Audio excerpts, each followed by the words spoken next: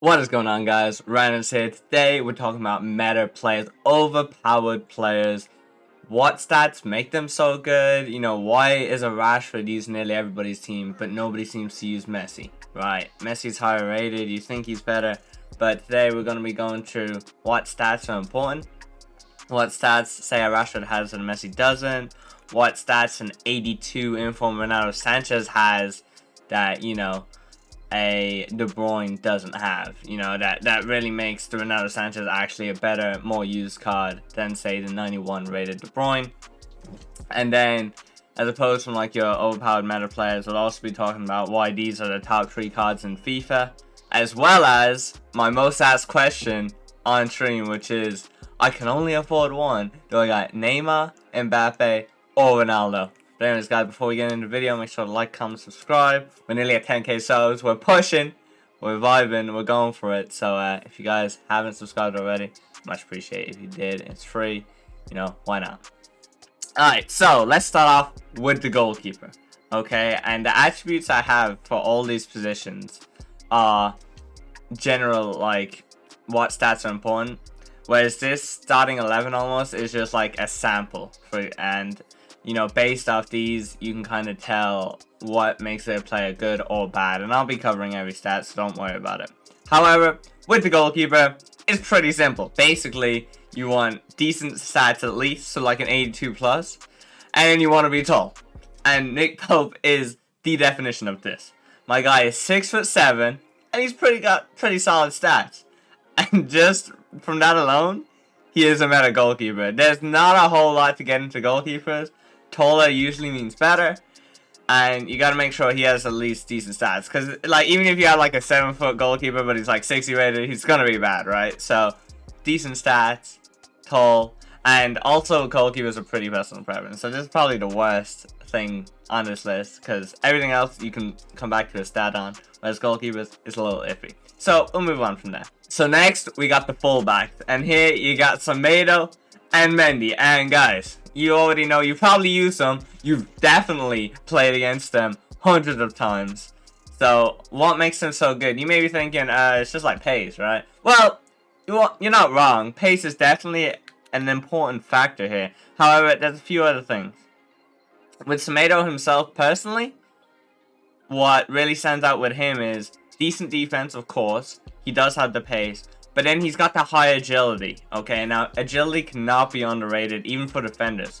So agility is how fast your player turns. But think about this. How do you concede the most goals on FIFA 21? True balls, right? Especially after the step-over patch. So a true ball is played in behind your defender. So what does your defender need to do? He needs to turn around. And the faster he does that is based on his agility stat.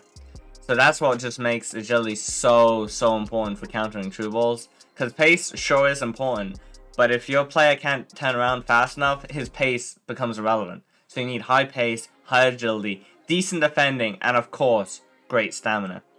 The stamina stat is definitely more important if you're playing them balanced, but even on stay back, stamina is a key stat at fullback. We go over here to Mendy, and you'll notice he's quite similar actually. Now, Mendy, there's one key difference between Mendy and Semedo. And with Mendy, you do lose a bit of the agility. He drops to 80 from Semedo's 87. However, he has way better strength, which will help in pushing off defenders. Which will help in pushing off attackers. At 79, especially against wingers, that's a really high number to have. As well as he has 5-star weak foot. Now, is this that important at fullback? No.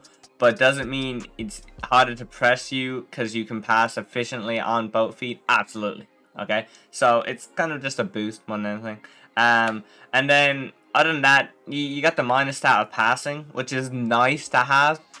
But Mendy doesn't have that crazy passing, although it is decent. And Semedo's long passing is atrocious. And in general, his passing is really bad. But that doesn't stop him from being a good fullback. But if his passing was better, it would definitely add to the card. Next up, you got center backs, right? We got Joe Gomez and Rafael Varane. And once again, don't tell me you haven't played these guys, okay? You have. You know, simple as. And you may be thinking, once again, why are they good? It's got to just be pace, right? And once again, you wouldn't be entirely wrong, but there's a few other things. First of all, in my opinion, on a centre back, you gotta be at least 6 foot. Now, you can definitely get away with smaller centre backs this year, but I like mine having a bit of height because I don't want to get slam dunked by Cristiano Ronaldo. I just don't want that happening. So, you know, Joe Gomez is 6'2", I believe Rafa Varane is 6'3", so that's great. They both have 82 pace, great as well. The agility, now for centre back, as long as you have kind of 60 plus agility, that's pretty solid. You don't want to be down in the 40s really, or the 50s, not ideal. You want a bit of strength, which both of these cards have.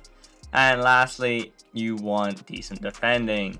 So, all in all, good centre backs, they have all those stats. Nothing too crazy about centre backs really. It's mainly the pace, defending, bit of strength, bit of height, bit of physical, you know, nothing too crazy. And of course the 60 plus agility is key. Now, moving on to the midfield, let's look at the centre mids, the CDMs, your Kantés, your Renato Sanchez's, okay? So Kanté, obviously his defending is crazy. He's got the interceptions, that makes sense, whatever. But his agility and balance cannot be underrated here. The way he can turn and be so annoying in the midfield is because of his agility and balance. Now, if you get somebody like Gattuso, who you'll notice has similar defending, but he just won't have the same effect on the pitch. He can't be as annoying as Kanté because he just can't move around as swiftly and as efficiently. So, like, think about your opponent's center attacking mid is dribbling up the pitch at you, okay? And your Kanté, he might be going left and right, and Kanté, he's got a bit of pace, he's got high agility and balance, and great defending, so whatever way the attacker turns, he'll be right on him so fast. Whereas with somebody like a Gattuso, he has low agility and balance, he will really struggle with like the high speed turns that maybe a Neymar can do against you. So the agility and balance is just huge there. So if you go over to Renato Sanchez, look what he has as well. Pretty good agility and ridiculous balance once again. Now his defense stats aren't crazy high, but that's fine because you'd use him as a box-to-box midfielder, which means you kind of use him on balance rather than stay back. But then outside of that, you want to look at his other stats, okay? So pace is huge, just every position pace is huge. So he's got decent pace, pretty high pace for a centre mid in fact. His shooting is okay, but that's not that important. His passing is average, and that's all you really need. You don't need really high passes, passing stats, especially this year. Passing is super assisted, including true balls. So as long as you have around 80, that's plenty for a centre mid. Which is what really kills like a player like De Bruyne or Toni Kroos. You know, they have ridiculous passing, but it's just not that important, which leads to people looking for players with maybe better balance, better pace, like Renato Sanchez. And then the last important stat, strength is definitely helpful, but stamina, once again, key. Stamina is definitely a stat that I feel goes underrated by a lot of people. You'll notice both of these cards have ridiculous stamina, which allows them to just run up and down the pitch the whole game without needing to sub them. Because ultimately, you want to use your super subs for attackers for the extra pace in the late game. So you don't want to have to be subbing a midfielder just because he has low stamina. Next up, we've got our wide players. Now here you've got Rashford on the right, off cam, but you know. And then Dembele on the left. So what makes the kind of wingers so good? Well, you want pace, obviously. You know, that's just a given in pretty much every position. But you want a bit of shooting, but it doesn't have to be that high. And then it's about the dribbling, the stamina, and the strength.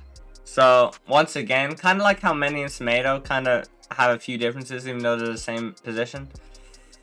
Somebody like Rashford and Dembele is going to have pros and cons in different areas. So Rashford is tall, 6'1". He's got the 5-star skills, 4-star weak foot, very important, especially this year. 5-star skills is pretty huge. 4-star weak foot is good enough because weak foot isn't as important this year as it was last year. Coupled with, you know, decent shooting. His dribbling isn't too bad. His balance is a little low, and you can feel that sometimes, but he's got great stamina, great strength, okay? And all in all, that makes a really good card. Anything that really stands out as bad is only his long passing and his balance. And, you know, you can get past those problems for the price that he is. Moving on to Dembele, you know, you're looking at the same stuff. Okay, he's got the good dribbling, he's got the good pace. Now, his shooting is a little lower, and his physicals are way lower. But he does have much better dribbling, coupled with 5-star skills and 5-star weak foot, which makes him a great addition to any team. Now, the problem is you do have to sub him, but like I said, as long as your midfielders and defenders have good stamina, you can use these subs on attackers, like you will sub off a Dembele if you were using him. Once again, the passing is kind of there, but it's not that important. Just the stat isn't that important this year. Then, onto the attackers. For this video, I've used Yetter and Texera. A lot of people really have Ronaldo, Mbappe, and Neymar by this point in FIFA, and that's why I'll go through them after. But mainly I'm using these two as an example as what really do you need if you can't get the high-end strikers.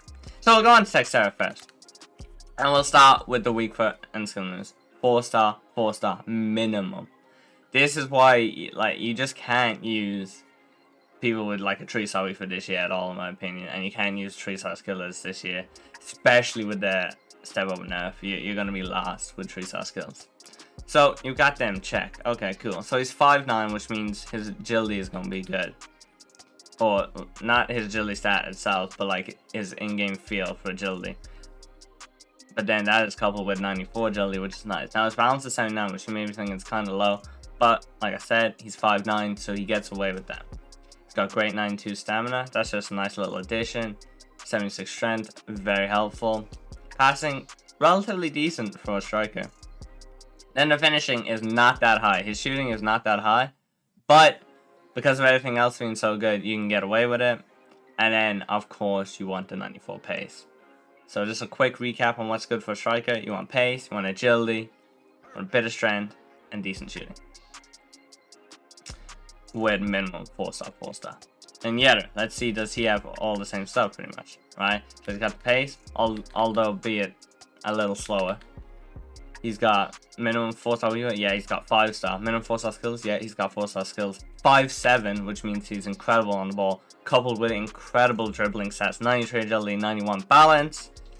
Has 92 finishing, which is crazy. And 85 shot power, 92 attacking positioning. You can tell this card will be incredible in game, just from looking at the stats. And that's really what you want to get out of this video, be able to read cards better. Then, that's pretty much all the starting 11 positions done. Let's have a look at Messi and see why he really struggles. Okay. So the problem with Messi, you got a few issues. One, his sprint speed is killer. 90 sprint speed is just not fast enough for a card that costs that much. Now, you may be saying he's only like 300k nowadays. This is true.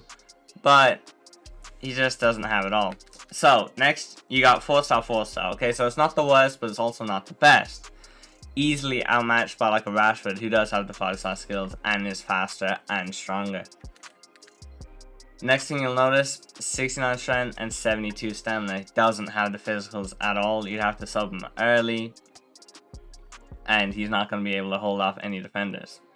Now we get to his good stats. Okay, so his shooting is great. That's fine. His passing is great, but like I said, passing just isn't that important. So that's kind of irrelevant that it's so high. And his dribbling is great. You can't take that away from him, and that is nice. But without the 5-star skills, without the sprint speed to get away from a defender once you get past him with dribbling, and without the stamina to be lasting the full game, he just isn't worth the coins. And that's really the main issue. So, we got Ronaldo, Mbappe, Neymar. Now, this is the second time I've had Ronaldo, so his games played is a lot lower. But trust me, I've used him for hundreds of games. Look at that record, though. Oh, that is a beautiful record. What a player. What a player. Considering that's like all Div 1 games, all 4 chance games, because I don't play squad battles. Then you got Mbappe. Look at the record, man. Speaks volumes. Speaks volumes, but we'll get into that in a minute. And then Neymar, great record as well. So, the issue with Mbappe and why he's placed third on this list, yes, not first or second, he's third, he is the worst out of these three, is a few different factors. Okay, first of all, his shooting, in my opinion, is a lie.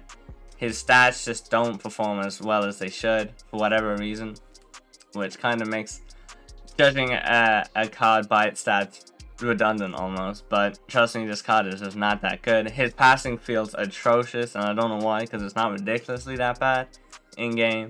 And just overall, this card is very underwhelming when you have a Neymar and Ronaldo near him. He just doesn't seem that great at all. Now, he's still a ridiculous card, of course. But when it comes to comparing against Neymar and Ronaldo, he's got to be in third place. In second, we got Neymar. Now, the thing with Neymar is best dribbling in the game for sure. He's got 5-star weak foot, which he has over Mbappe and Ronaldo, who only have 4-star. And, you know, he's got solid passing, solid shooting. But there's a few things that kill him. One, shot power. Shot power is really important this year, and Neymar does not have it, which leads to his shots being quite weak and a lot of shots getting saved that shouldn't have. So even with his 5-star weak foot, a lot of times it's a Ronaldo shot on his left foot will do better than Neymar's left foot, unfortunately. And then other than that, he is really weak on the ball, like stupidly weak, and he has no aerial ability whatsoever. So if you're getting team pressed and you need to clear the ball, it's not happening. He's not going to win that header. Now, on to the GOAT, Cristiano Ronaldo. What a player. 6'2", high-low, 5-star skills, 4-star weak foot. Incredible card. But there's a few things that really stand out, and you might not realize. So one, he's obviously got the pace of Neymar and Mbappe. That's fine. But his shooting is so ridiculous. So ridiculous. The 95 attacking position, this dude is always moving. 95 finishing, like that's so good. 94 shot power, 93 long shots, so you can take edge of the box finesses as well. Good volleys, good penalties, not important. Passing is good enough, you know, it's decent. That's all you need. Now his one con, literally his one con, is his balance. And with an engine cam style, it's not the worst, but you do definitely still feel it, especially since he's 6'2". So his dribbling is slightly worse. But that is by no means a deal breaker with this card. Then you got the 90 heading accuracy, corners, goal kicks, everything. With the 95 jumping and being 6'2", he just wins everything, which is just so important and adds so many extra goals to your game that you won't even realize. Now he's got the 84 stamina, which is good enough to last him the game, and he's got 78 strength. So he's also strong, unlike Neymar. Just makes an all-around unbelievable card, with his only con being slightly average dribbling. But it's just fantastic. It is a card. You look at the record, man. It leaves some bounds above the other two. This card is just incredible. And if you can only get one top card, it's gotta be Cristiano Ronaldo. So that's it for today's video, guys. Hope you guys enjoyed. Make sure to like, comment, subscribe. See you guys next time. Yo, Peace. I ain't here for the money. I ain't here for the fame. Though it might be nice to own a jet plane, I'ma do it all for you. Come along and see it's true, but the